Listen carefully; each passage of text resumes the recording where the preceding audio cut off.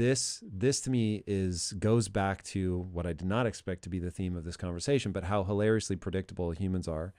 So Ray Dalio takes a very economic view of the world, and he's like, oh, hey, by the way, what he calls the big cycle is so predictable that he broke it down into 6 phases, and every empire has gone through these 6 phases.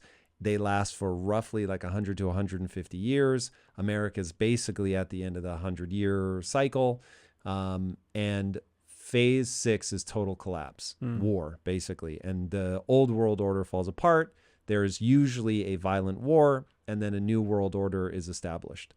And we're like clockwork on the cycle from a money perspective, from a division perspective, like everything just lines up. So you have to have an internal populace that is divided. You need to get yourself over your skis from a debt perspective, which we've done.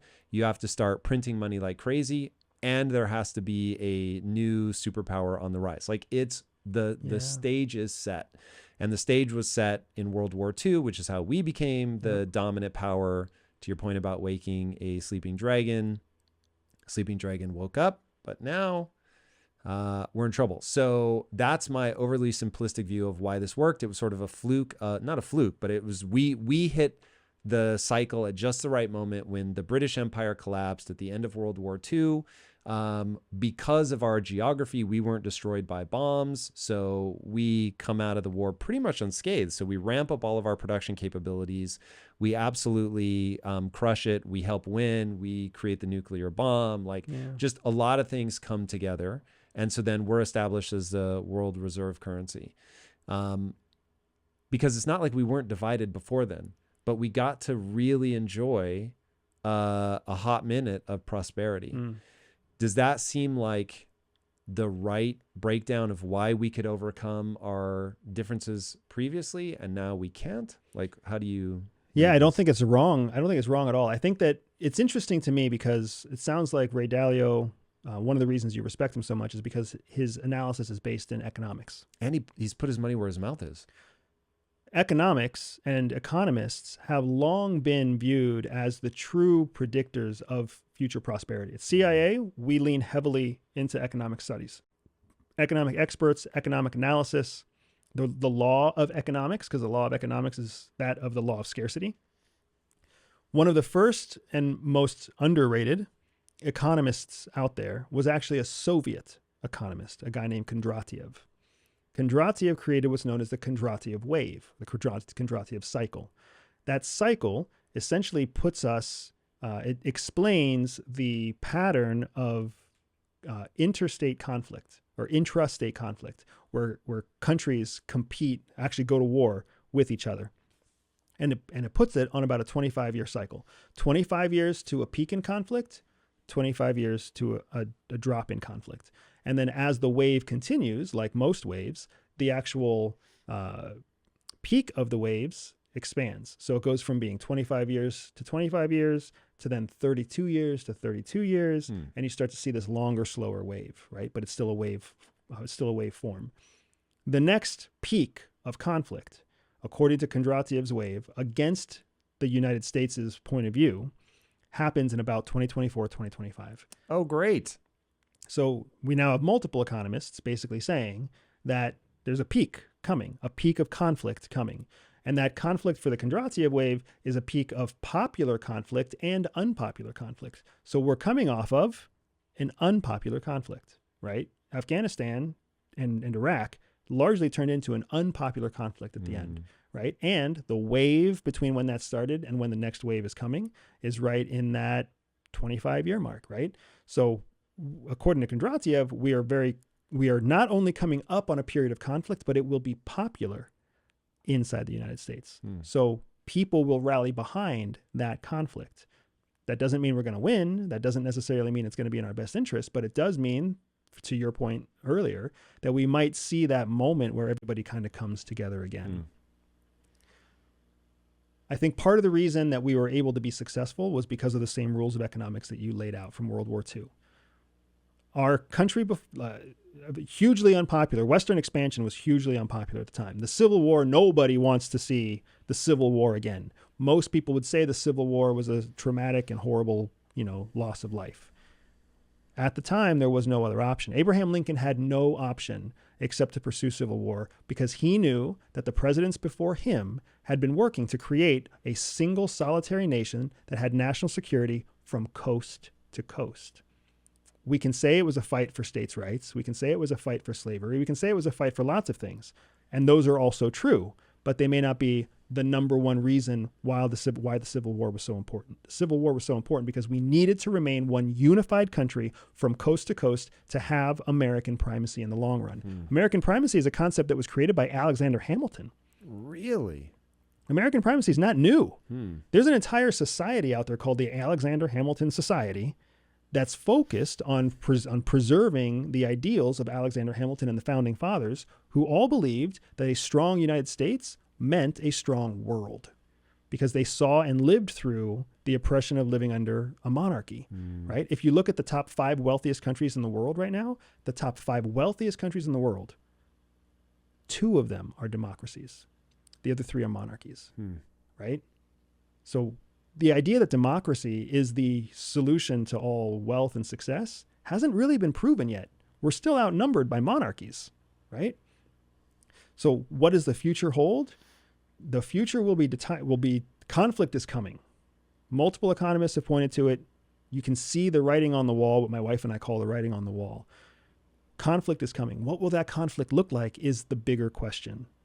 You talked earlier about how, you and I might be of the same ilk when it comes to, are we already engaged in World War III? Is World War III coming up? What will that World War look like? There is conflict coming. There is no reason for us to think it will look like it looked in World War II. If anything, conflict has proven to us that it evolves and changes just like technology and just like human thinking, right? But it's still predictable because it takes human beings to wage war. I don't think I'm answering your question very well here, but this is where my brain goes. Stage. So my question is, do you see this as a conflict with China? Does it become open warfare? Is this going to be over Taiwan? Or the Russia-Ukraine thing spills over into something? How do you see this playing out? So my honest anticipation, what I expect will happen is that China will make a legal move on Taiwan. What China did in Hong Kong was legal first. They changed the laws in Hong Kong. They changed the laws in China, which then changed the laws in Hong Kong, which made it legal for them to go in and take Hong Kong by force. In 2019, right before COVID hit, the whole world watched, and it happened. And the whole world complained and threw a fit and leveraged sanctions and said it was unfair and unjust and everything else. And then the Chinese did it anyways. And now here it is 2023, and most people don't even remember what happened in Hong Kong just 4 years ago. Now they're watching what's happening in Ukraine. Now in Ukraine, some people say that what happened in Ukraine is that the world rallied behind Ukraine by giving them weapons and giving them training and giving them resources. The most limited resource in Ukraine is Ukrainian soldiers. It's not tanks or guns or howitzers. The thing that will run out first is Ukrainian fighters. That's it's a shame to me to watch what's happening because the Ukrainian fighting force is putting up such a valiant fight. They're doing everything they possibly can to equip every warfighter to be worth 10, 20, 30, 50 Russian fighters, right? But that's their most limited resource. They're not going to be able to create more Russian fighters in the next 3 to 5 years. You can't turn a 5-year-old into an 18-year-old. So that's the resource. That's the clock that Zelensky knows he's fighting against, that he's racing against, is not a clock of fighter jets or missile defense systems. It's how am I going to find enough fighters? And NATO and the West know that they don't want to put their boots in Ukraine fighting the Russians, because that's all it would take for the Russians to basically say, hey, NATO allies are killing Russians, so now Russia can kill NATO allies. And because Russia is a nuclear power, they essentially have the same the same trump card that we had in World War II. So nobody in NATO wants to mess with that trump card, because when you have an animal cornered, it does amazing things, right? So what I see happening is China will make a legal move on Taiwan. What legal play do they have with Taiwan, though? They have a number of legal plays. First of all, do you know what the official American stance is on Taiwan? It's something like we're not going to do anything, but don't like touch them. It's so like bizarrely vague. Yeah, it's called the One China, Two Systems policy. Essentially, in the eyes of American policy, Taiwan already belongs to China. Interesting. So then China also has acknowledged with Taiwan, you have your own system, but you're still part of the mother country. This is Hong Kong 2.0. Hong Kong 2.0. And over the stretch of 80 miles from coast to coast between southeastern China and Taiwan. So it's sticky, man.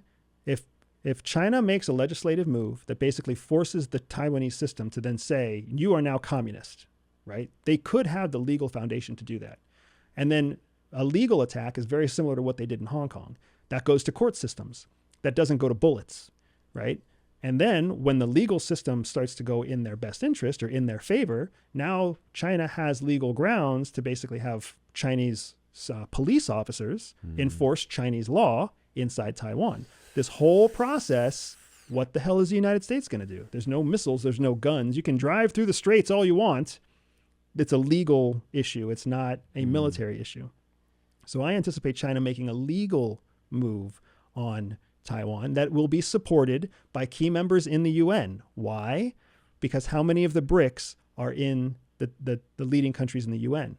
All of them, right? If you look at the Ukrainian conflict now, the news media oversimplifies everything. So media says that the UN passes resolutions that condemn Russia. That's true.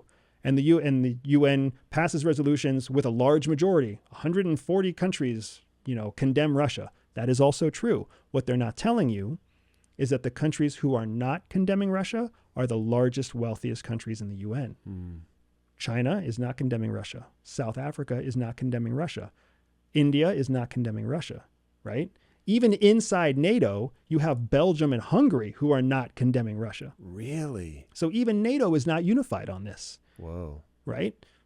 China's seeing all of this, and China's seeing it for what it really is, not for what American media is telling the American people it is. And the American media isn't, they're not trying to lead us astray.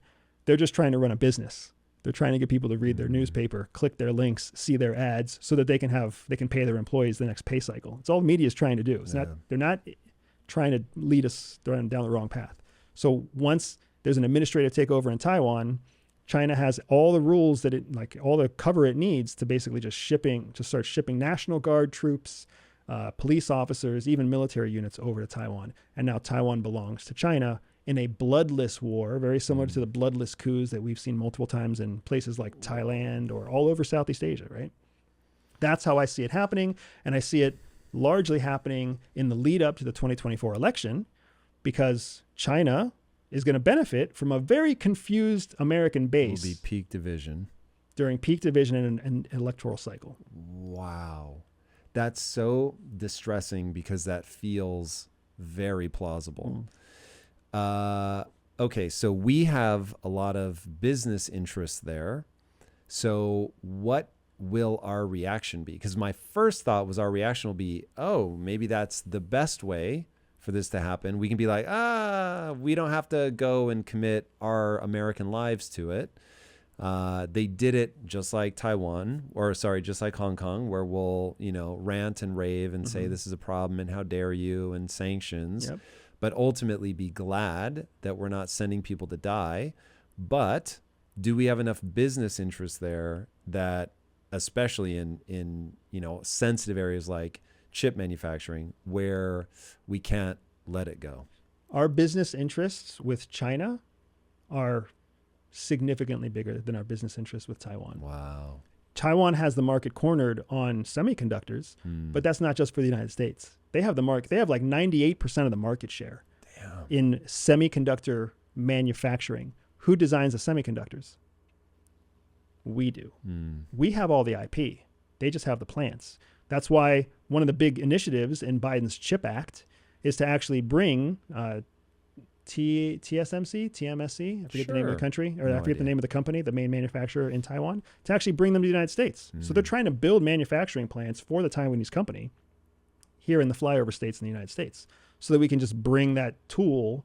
God, this is going to be a fascinating Stateside. 10 to 20 year period. Absolutely. You just nailed it right there. It is going to be a fascinating decade to 2 decades in the future. So that's what I want to focus on. That's what I encourage my clients to focus on. It's not about what happens now or in the next 2 years.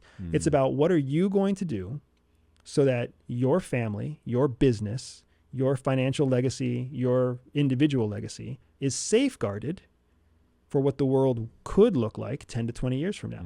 The world could look like the United States is still the economic and military superpower. It could look like that. So you may not have to change much. But according to economists, by 2033, China will be the economic superpower. That's not far away. Guys, if you like that clip with Andrew Bustamante, trust me, your brain is going to be melted by the entire episode. You can click here to check it out. You're going to love it. And this is where I believe the public disdain for CIA comes from. CIA recruits us, another one of the lessons they tell us.